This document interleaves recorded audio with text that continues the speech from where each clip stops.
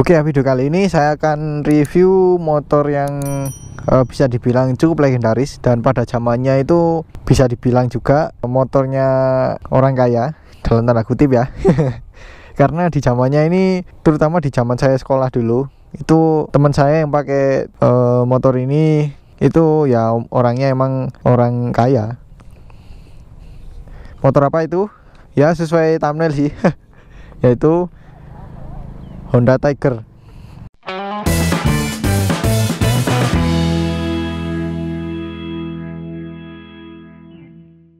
Nah, ini adalah Honda Tiger yang edisi terakhir sebelum digantikan dengan CB150R ya. Dan ini motornya tahun 2011, kepunyaan teman saya, namanya Bro Tommy. Nanti di follow ya Instagramnya. Nah, ini motor edisi terakhir yang modelnya itu lampunya satu gini ya, karena di model sebelumnya itu lampunya model picak atau ada dua lampu cuman beda bentuk. Dan itu banyak yang kurang suka sih di zamannya, nggak tahu, mungkin karena selera orang Indonesia itu beda dengan selera orang Thailand ya, karena di Thailand itu cukup disukai desain seperti itu. Nah, jadi seperti ini ya penampakan motornya. Motornya sih sebenarnya masih standar, cuman ada perubahan di kaki-kaki, karena kata yang punya kaki-kakinya itu udah, terutama yang banyak ya, udah mulai retak dan cari penggantinya itu susah. Jadi diganti pakai velg jari-jari seperti ini, warna silver, bukan chrome ya, ini silver. Oke, kita bahas dulu deh yang bagian depan ya. Bagian depannya seperti ini, bisa kalian lihat. Ini lampunya modelnya bulat dan full masih halogen ya, karena di zamannya belum terlalu ngetren untuk lampu LED. Dan di sini yang saya suka yaitu bagian cover sama visornya ini membuat kesannya itu lebih kekar. Bahkan untuk zaman sekarang sih masih terlihat oke ya. Kalau ini misalnya diganti LED pun juga oke. Daripada ini ya motor katakanlah Honda Mega Pro, lebih bagus ini. Ya jelas sih, ini kan kelasnya lebih tinggi. Di sini dilihat lampunya bohlam, DRL ataupun lampu utamanya, lampu dekat, lampu jauh. Kemudian di sini seinya ini juga bohlam. Dan yang suka di sini ini modelnya tidak memanjang kali ya seperti di Honda Verza. Modelnya memang besar tapi nggak terlalu panjang, dan tangkainya juga nggak terlalu panjang. Dan by the way, ini sama yang punya dikasih tape atau solasi, karena ini kan bagian lentur, rawan sih loh, rawan retak seperti ini. Jadi diakali seperti ini sama yang punya. Spare partnya juga susah sih, dan katanya ini tangkai sama daunnya ini dijual terpisah. Lalu untuk shocknya, ini ukurannya nggak terlalu besar, cuman kelihatan di sini ya, travelnya itu cukup panjang. Untuk spakbonnya seperti ini kelihatan ya seperti terlalu besar, tapi karena ban originalnya itu pakai lebar yang besar ya, ini diganti lebih kecil. By the way, untuk ban yang standarnya itu pakai merek IRC, velgnya itu ukuran 18 inch dengan lebar 2,75 inch. Dan di sini diganti pakai velg 17 inch, dan bannya diganti pakai Michelin tipenya Pilot. Ini ada logonya MotoGP. Gak tahu ini pilot berapa, made in Thailand, dengan ukuran, nah ini dia ukurannya 90/80 ring 17. Dan velgnya seperti ini ya. Ini perpaduan chrome sama silver. Kemudian kita ke bagian tengah. Bagian mesinnya seperti ini. Mesinnya ciri khas motor Honda zaman dulu ya, tahun 2010 ke bawah. Konstruksinya seperti ini, dan untuk spesifikasinya saya akan jelaskan melalui narasi berikut ini. Oke ya, sekarang saya akan bahas spesifikasi mesin Honda Tiger 2011 ini. Kapasitasnya 196,9 cc, SOHC 2 klep berpendingin udara. Diameter kali langkah 63,5 kali 62,2 mm, membuat penyaluran tenaganya hampir linear dari bawah hingga atas. Rasio kompresinya 9:1, cocok menggunakan bahan bakar oktan 90. tenaganya 16,5 HP di 8500 rpm dan torsi 15,7 Nm di 7000 rpm. Limit putaran mesinnya di 10.000 rpm. Transmisinya 6 speed. Oke, kita kembali ke vlognya. Nah, jadi seperti itu. Kemudian untuk knalpotnya seperti ini. Modelnya itu sebenarnya warnanya hitam, cuman dikasih cover warna chrome. Dan ujungnya ini juga dikasih finishing warna chrome covernya. Jadi secara bentuk saya oke sih, sangat suka. Bentuknya itu bulat dan panjang seperti punyanya Ninja 250 yang versi karburator ya. Kemudian ke kaki-kaki belakang, oh ya btw yang depan tadi remnya sudah disc ya, dan juga pakai kaliper dari Nissin 2 piston. Dan untuk bagian kiri di sini ada kabel untuk speedometer sebagai penunjuk kecepatan. Jadi dia lewat putaran ban, bukan dari putaran mesin. Oke, kita ke belakang. Di sini yang belakang yang saya suka itu adalah shock breaker belakangnya. Bawaannya itu sudah pakai subtank gini ya, dan warnanya itu emas tapi nggak terlalu mencolok. Emasnya itu seperti krim gitu ya. Kemudian untuk kaliper ini pakai Nissin juga 1 piston dan disc brake yang pasti. Dan bannya ini juga sama, pakai Michelin tipe Pilot MotoGP dengan ukuran 100/80/17. Velgnya juga sama dengan yang depan, diganti seperti ini. Nah, kemudian kita ke lampu belakang. Lampu belakangnya seperti ini ya. Ini juga saya suka. Nah, bisa kalian lihat sendiri ya. Di zamannya itu benar-benar bagus itu loh. Sangat indah. Di sini ada chrome-chrome-nya. Kemudian yang merah ini adalah lampu kota atau lampu belakangnya. Ini masih halogen, cuman untuk lampu rem ini sudah LED. Jadi seperti itu. Coba kita nyalakan ya.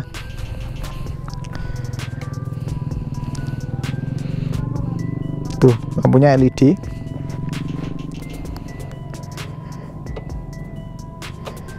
Bagus sih.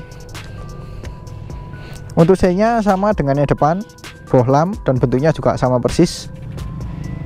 Dan untuk spakbornya seperti ini.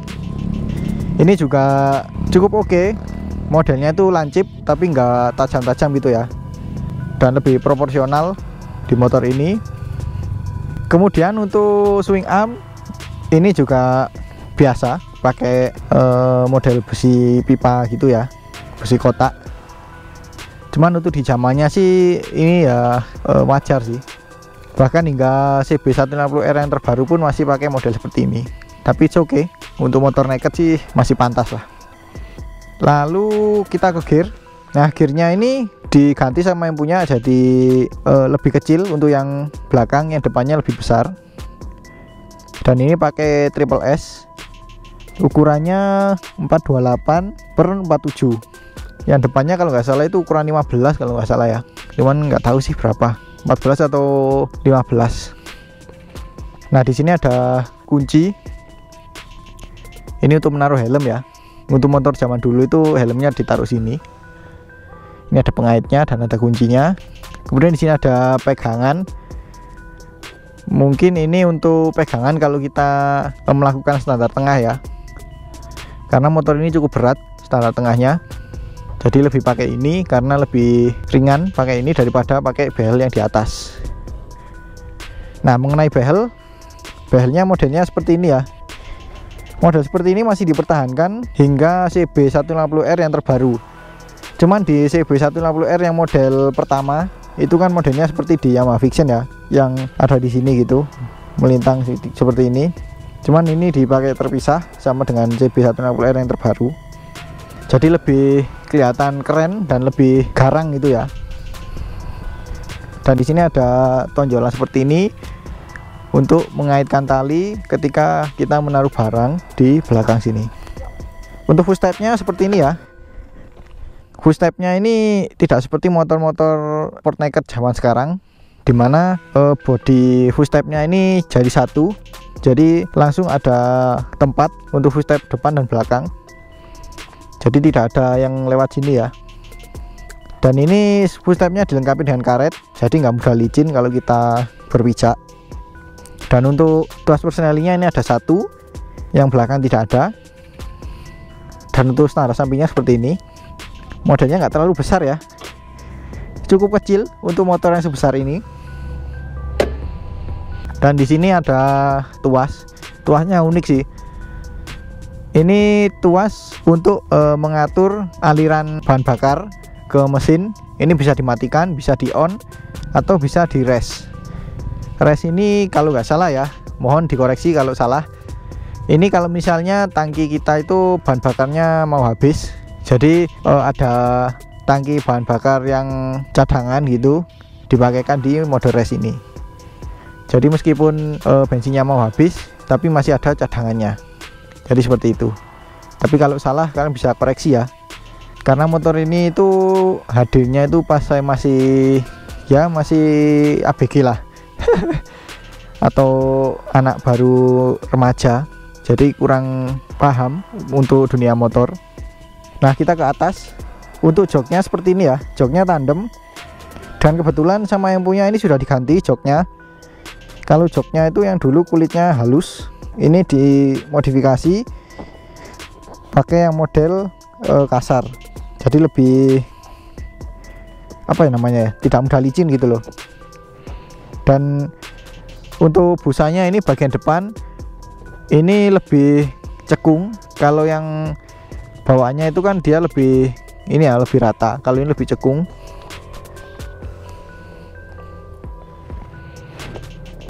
Lalu untuk tangkinya seperti ini. Tangkinya ini pakai tangki asli, dan covernya ada di sini sebagai strut atau sayapnya. Dan ini kalau nggak salah kapasitasnya itu 13,2 liter sih, jadi sangat besar. Bahkan untuk motor zaman sekarang pun ini sangat besar sih. Oke, sekarang saya akan lihat kokpit bagaimana. Oh ya, sebelum itu yang bodi belakang seperti ini ya.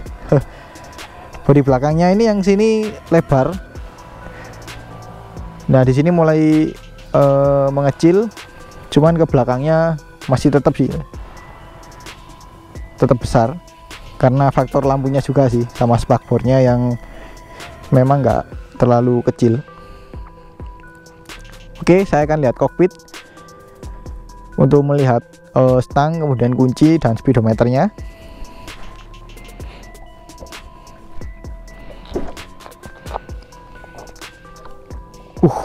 Motornya memang kesannya itu berat ya. Nah, untuk kokpitnya seperti ini ya, bisa kalian lihat. Ini benar-benar gaya Jepang sekali sih.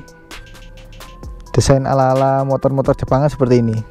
Seperti CB400 atau CB750 atau ya pokoknya CB series lah yang ada di Jepang sana. Pertama kita lihat dari kuncinya dulu deh. Kuncinya ini seperti ini, dan ini sudah dilengkapi dengan pengaman magnet ya, jadi lebih aman dan ya bisa memperlambat terjadinya pencurian lah. Cuman tetap kalian harus hati-hati. Nah, mumpung saya pegang kunci, saya akan coba buka tangki bensinnya. Tutup tangki bensinnya seperti ini ya. Ini tidak model datar, jadi masih model lama. Cuman ini oke, masih sangat cocok untuk motor ini.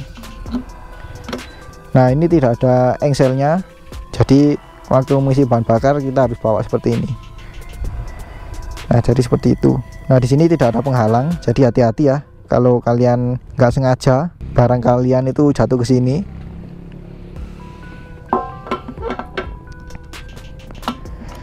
Jadi seperti itu. Kemudian kita ke stangnya seperti ini ya modelnya. Ini untuk motor-motor sport naked zaman sekarang itu sudah tidak dipakai sih model seperti ini. Paling dipakai di motor-motor yang masih pakai desain klasik atau retro mungkin ya, atau scrambler mungkin masih pakai model seperti ini. Dan ini warnanya chrome, saya suka sih, kesannya itu mewah. Nah, untuk stangnya yang ini seperti ini. Untuk tombol-tombol di sebelah kanan ada engine kill switch. Jarang sih di zamannya itu ada tombol seperti ini. Kemudian di sini ada tombol untuk mematikan dan menghidupkan lampu. Di sini untuk mematikan, kemudian kita geser ke kiri seperti ini satu kali, itu untuk menghidupkan lampu kota atau DRL. Kemudian untuk paling kiri itu menghidupkan lampu utamanya. Jadi seperti itu. Kemudian di sini ada starter. Dan di sebelah kiri di sini ada pas beam. Ini juga beberapa motor aja sih di zamannya yang masih pakai ini. Kemudian di sini ada tuas cuk. Yang ini hanya ada di motor karburator. Di sini ada tombol lampu dekat, lampu jauh, sein, dan juga klakson. Kita dengar suara klaksonnya ya. Suara klaksonnya cukup oke, nggak terlalu keras tapi nyaring sih. Nah, untuk speedometernya seperti ini ya. Speedometernya ini full analog. Jadi ya bukan terlalu kuno ya, tapi secara desain sih menurut saya sangat oke dan pas untuk motor ini.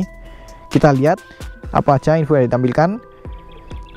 Di indikator sini ada sein kanan dan kiri, ini terpisah. Kemudian di sini ada indikator netral, di sini ada indikator lampu jarak jauh, dan di sini ada logo Honda.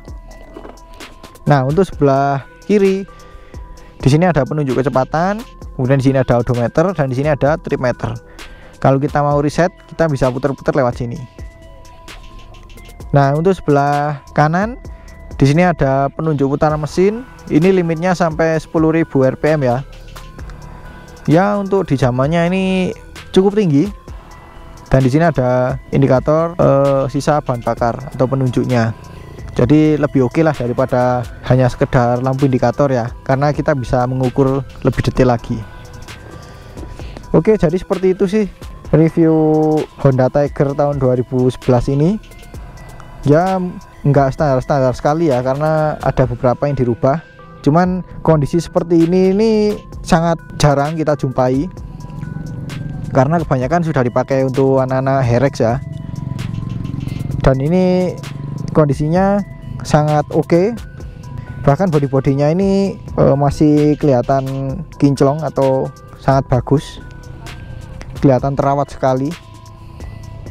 Oke, mungkin itu aja ya video review saya mengenai Honda Tiger ini. Untuk test ride-nya saya akan buat di video selanjutnya. Untuk itu jangan lupa di like apabila kalian suka dengan video ini, komen di bawah apabila ada pertanyaan, kritik atau saran, share juga ke sosial media kalian apabila video ini bermanfaat. Jangan lupa subscribe untuk mengikuti video-video terbaru dari saya. Nyalakan juga tombol loncengnya untuk mendapatkan notifikasi video terbaru dari saya. Follow juga Instagram saya di @modanroad938. Terima kasih telah menonton dan sampai jumpa di video selanjutnya.